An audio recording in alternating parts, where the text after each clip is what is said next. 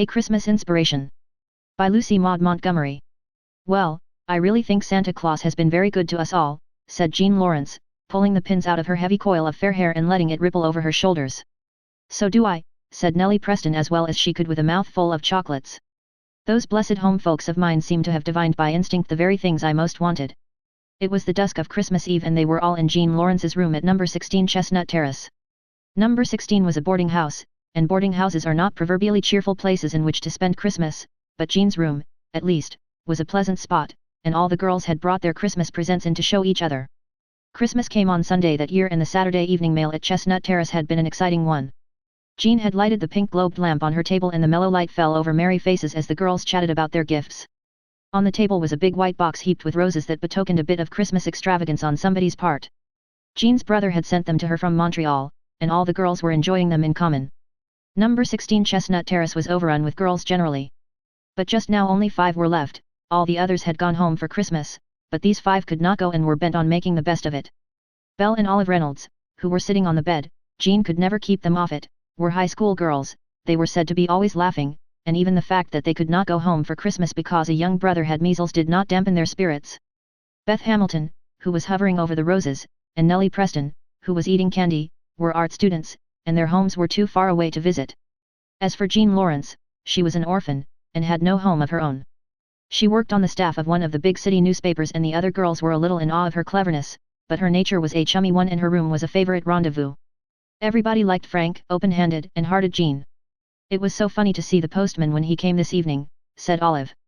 He just bulged with parcels. They were sticking out in every direction.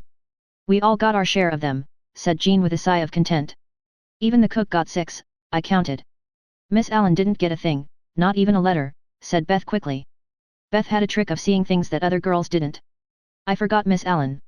No, I don't believe she did, answered Jean thoughtfully as she twisted up her pretty hair. How dismal it must be to be so forlorn as that on Christmas Eve of all times. Ugh. I'm glad I have friends.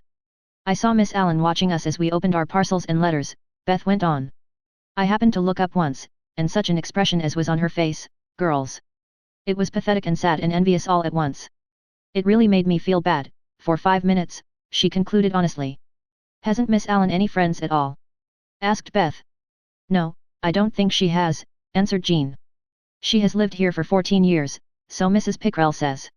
Think of that, girls. 14 years at Chestnut Terrace. Is it any wonder that she is thin and dried up and snappy? Nobody ever comes to see her and she never goes anywhere, said Beth. Dear me. She must feel lonely now when everybody else is being remembered by their friends. I can't forget her face tonight, it actually haunts me. Girls, how would you feel if you hadn't anyone belonging to you, and if nobody thought about you at Christmas? Ow! Said Olive, as if the mere idea made her shiver. A little silence followed. To tell the truth, none of them liked Miss Allen. They knew that she did not like them either, but considered them frivolous and pert, and complained when they made a racket. The skeleton at the feast, Jean called her, and certainly the presence of the pale, silent, discontented-looking woman at the number 16 table did not tend to heighten its festivity. Presently Jean said with a dramatic flourish, Girls, I have an inspiration, a Christmas inspiration. What is it? Cried 4 voices. Just this. Let us give Miss Allen a Christmas surprise. She has not received a single present and I'm sure she feels lonely. Just think how we would feel if we were in her place. That is true, said Olive thoughtfully. Do you know, girls, this evening I went to her room with a message from Mrs. Pickrell, and I do believe she had been crying.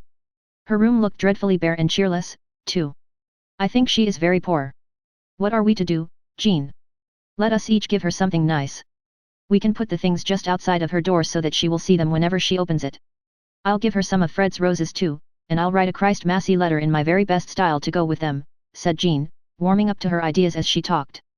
The other girls caught her spirit and entered into the plan with enthusiasm. Splendid! Cried Beth. Jean, it is an inspiration, sure enough. Haven't we been horribly selfish, thinking of nothing but our own gifts and fun and pleasure? I really feel ashamed. Let us do the thing up the very best way we can, said Nellie, forgetting even her beloved chocolates in her eagerness. The shops are open yet. Let us go uptown and invest. 5 minutes later 5 capped and jacketed figures were scurrying up the street in the frosty, starlit December dusk. Miss Allen in her cold little room heard their gay voices and sighed. She was crying by herself in the dark. It was Christmas for everybody but her, she thought drearily. In an hour the girls came back with their purchases. Now, let's hold a council of war, said Jean jubilantly. I hadn't the faintest idea what Miss Allen would like, so I just guessed wildly. I got her a lace handkerchief and a big bottle of perfume and a painted photograph frame, and I'll stick my own photo in it for fun. That was really all I could afford. Christmas purchases have left my purse dreadfully lean. I got her a glove box and a pin tray, said Belle, and Olive got her a calendar and Whittier's poems. And besides, we are going to give her half of that big plummy fruitcake Mother sent us from home. I'm sure she hasn't tasted anything so delicious for years, for fruitcakes don't grow on Chestnut Terrace and she never goes anywhere else for a meal. Beth had bought a pretty cup and saucer and said she meant to give one of her pretty watercolors too. Nellie, true to her reputation, had invested in a big box of chocolate creams, a gorgeously striped candy cane, a bag of oranges, and a brilliant lampshade of rose-colored crepe paper to top off with. It makes such a lot of show for the money, she explained. I am bankrupt, like Jean. Well, we've got a lot of pretty things, said Jean in a tone of satisfaction. Now we must do them up nicely. Will you wrap them in tissue paper, girls, and tie them with baby ribbon? Here's a box of it, while I write that letter. While the others chatted over their parcels, Jean wrote her letter, and Jean could write delightful letters. She had a decided talent in that respect, and her correspondents all declared her letters to be things of beauty and joy forever. She put her best into Miss Allen's Christmas letter. Since then she has written many bright and clever things, but I do not believe she ever in her life wrote anything more genuinely original and delightful than that letter. Besides, it breathed the very spirit of Christmas, and all the girls declared that it was splendid. You must all sign it now, said Jean, and I'll put it in one of those big envelopes, and, Nellie, won't you write her name on it in fancy letters? Which Nellie proceeded to do, and furthermore embellished the envelope by a border of chubby cherubs, dancing hand in hand around it and a sketch of number 16 Chestnut Terrace in the corner in lieu of a stamp. Not content with this, she hunted out a huge sheet of drawing paper and drew upon it an original pen and ink design after her own heart. A dudish cat, Miss Allen was fond of the number 16 cat if she could be said to be fond of anything, was portrayed seated on a rocker arrayed in smoking jacket and cap with a cigar waved airily aloft in one paw while the other held out a placard bearing the legend Merry Christmas. A second cat in full street costume bowed politely, hat in paw, and waved a banner inscribed with Happy New Year, while faintly suggested kittens gamboled around the border. The girls laughed until they cried over it and voted it to be the best thing Nellie had yet done in original work. All this had taken time and it was past 11 o'clock. Miss Allen had cried herself to sleep long ago and everybody else in Chestnut Terrace was abed when 5 figures cautiously crept down the hall, headed by Jean with a dim lamp. Outside of Miss Allen's door the procession halted and the girls silently arranged their gifts on the floor. That's done, whispered Jean in a tone of satisfaction as they tiptoed back. And now let us go to bed or Mrs. Pickrell, bless her heart, will be down on us for burning so much midnight oil. Oil has gone up, you know, girls. It was in the early morning that Miss Allen opened her door. But early as it was, another door down the hall was half open too and 5 rosy faces were peering cautiously out.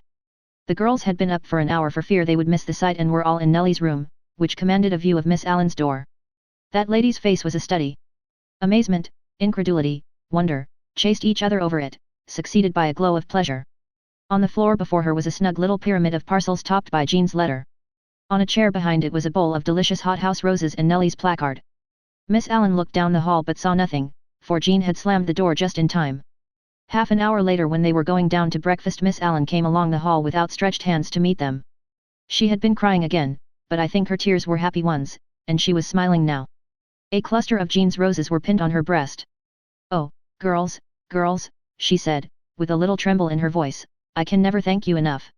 It was so kind and sweet of you. You don't know how much good you have done me. Breakfast was an unusually cheerful affair at number 16 that morning. There was no skeleton at the feast and everybody was beaming. Miss Allen laughed and talked like a girl herself. Oh, how surprised I was!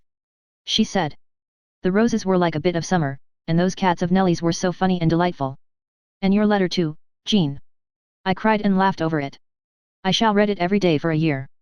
After breakfast everyone went to Christmas service. The girls went uptown to the church they attended. The city was very beautiful in the morning sunshine. There had been a white frost in the night and the tree-lined avenues and public squares seemed like glimpses of fairyland. How lovely the world is, said Jean. This is really the very happiest Christmas morning I have ever known, declared Nellie. I never felt so really Christ-massy in my inmost soul before.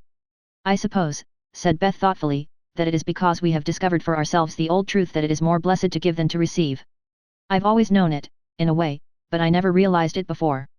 Blessing on Jean's Christmas inspiration, said Nellie. But, girls, let us try to make it an all the year round inspiration, I say. We can bring a little of our own sunshine into Miss Allen's life as long as we live with her. Amen to that, said Jean heartily. Oh, listen, girls, the Christmas chimes. And over all the beautiful city was wafted the grand old message of peace on earth and goodwill to all the world.